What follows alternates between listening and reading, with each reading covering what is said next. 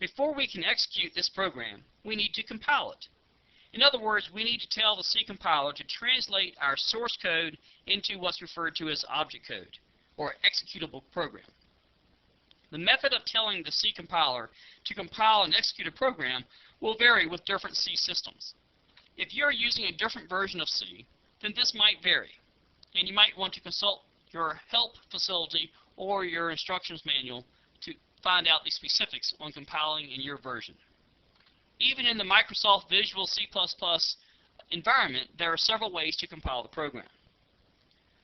One way is to click on the Build option on the menu bar and then click Compile. You will immediately get a message that says this build command requires an active project workspace. Would you like to create a default project workspace?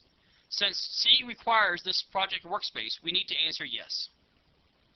Then we need to specify where we want this program to be saved, since we have not done so prior to this. I have a subdirectory or a folder on drive C called VTC C++ that I will store my programs. I will call this demo1.cpp and store it into this folder. Once the program is now saved, the compiling begins. As you can see down in my output window, I get the message 0 errors, 0 warnings, which is exactly what I was hoping for. Now that our program is error-free, we now need to test it to see if it actually works. To do so, I can return to the Build option and then click on Execute demo1.exe. And what C has done is created an executable version of my program. I run the program, and it asks me if I want to build the exe version. It says the file does not exist. I need to respond with yes. The program is now running, and as you can see, it has opened the DOS window. And it's prompting me for the first variable. I'll enter the number 4 and press enter, followed by the number 9 and press enter. Now you'll notice that the program ran, but the output did not stay on the screen long enough for me to see the output. To correct this problem, we'll return to the last line of our program, where we said cout the sum of the numbers and then total. We can enter the insertion operators followed by ENDL. This is known as inline.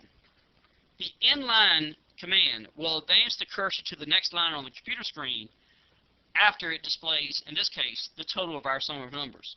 It also will serve as a pause to allow us to view the output. So since we've now made this change, let's recompile our program by clicking on Build. Once again, we get no errors, no warnings, and then we can go back to Build and click on Execute. And once again, let's enter some test data. And now, as you can see, the program is indeed working. It tells us the sum of the numbers is equal to 14, and to press any key to continue. And that is the DOS message, which allows us to press any key to return to the C environment. So now we have a working C program. One quick note, you'll notice there is a shortcut button to execute the program. This exclamation point on the toolbar will allow you to execute the program without going through the menu. So that is a shortcut. Also, you can click on Build, and you can either click on Compile, or click on Build, or Rebuild All.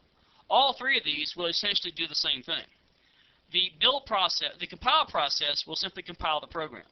The build will take that compiled program and build it into an executable file. So if you don't want to be prompted for each step, you can go directly to Build, and it will do that for you. That is, compile and build the executable program. In the next segment, I will introduce a few errors into this program to demonstrate how to handle and how to avoid certain types of errors.